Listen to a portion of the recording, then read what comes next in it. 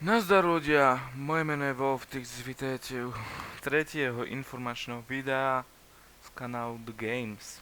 Tak, konečne som to povedal, už je to po 7 krát, čo to nahrávam.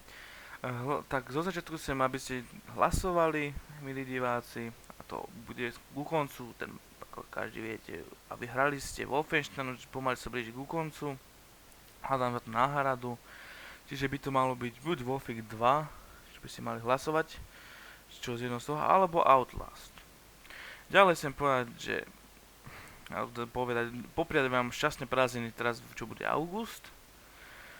Do piatka by som mal vydať ešte 3 videá, čiže do zajtra, toto je to jedno informačné, Wolfik, jeden tako 10. diel. Ako toto vyjde skôr, tento informačné video vyjde skôr než Wolfik, ale to nevadí. Čiže 10. diel Wolfika, druhý diel Squid Games série, čiže z tých rýchlych hier, rýchlovečiek, ako je to jedno, ako si to budete hovoriť.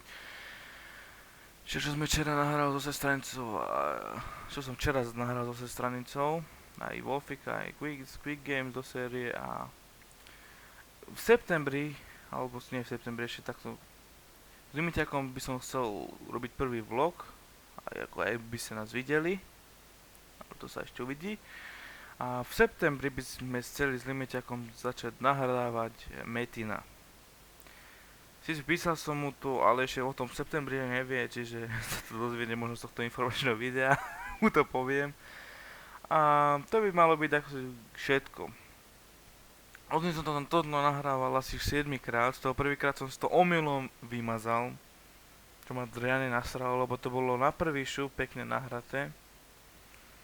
A teraz tieto 6 pokusov asi približne, buď ma niekto vyrušil, alebo som to pokazil, ten začiatok. Stred som pokazil, posledné alebo predposledné som pokazil stred. Posledné mi ten vletel brácho a pýtal sa, čiže som to nahral 7 krát. Mám tu napísané 7 tém, čiže 6 teda. To prvé ako privítanie a takéto debeliny, no proste. Aby som nezabudol, lebo som sa u Metina vtedy zasekol a zabudol som, čo som chcel povedať. No rozhodne ďakujem, že ste si pozreli toto informačné video. Uvidíme sa na budúce u ďalšieho videjka, takže čaute.